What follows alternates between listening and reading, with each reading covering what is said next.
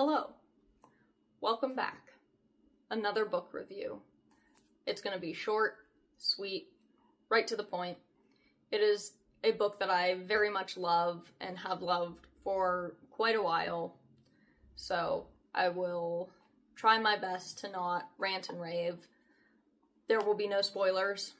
I don't do spoilers in my reviews. I think that you should hear just my opinions and none of the story. That's just how I feel about reviews. But this week, you saw a sneak peek now, I'm reviewing Animal Farm. This is a beautiful old copy that I found at a yard sale. When was this one published? Like this copy. It says it somewhere in here. 1946. This exact one was printed and released in 1946. It is one of my prized possessions. I love it. It is a display piece only. So let's talk about it. Obviously, hold on. Obviously, this book was a 5-star book for me. Absolutely love this book. It's nice and short. It's just a little novella. This was George Orwell's first published work, but it is only a novella. It is not a full novel. So a lot of people consider 1984 his debut novel. This is actually the first writing that he published. This is the debut.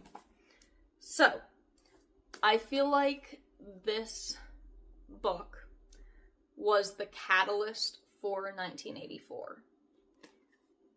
This one has very similar themes to 1984, but they are much easier to understand and digest. I feel like this one was written with a younger audience in mind. There is not as much very explicit wording or writing in this one. Obviously, because it is called Animal Farm, the characters in the book are animals, and I feel like that makes it easier for a younger audience to read. I absolutely adore it. Love everything about it. The movie, I love the movie. The original movie, not the newer one. The original, live action type movie, not the animated one. Absolutely love it. There is, even though it's very short, the story progression flows so beautifully. It's a nice, quick, easy read. If you want to sit down for a weekend and just do a quick read, honestly, you could probably finish this book in a day if you're a crazy fast reader like me, I guess. But this is a nice little easy weekend read for the average person, I would say. It deals with complex issues and complex themes, but in a much easier to understand way. It does not kind of directly talk about politics or anything political. It's very much implied. The themes are very much implied.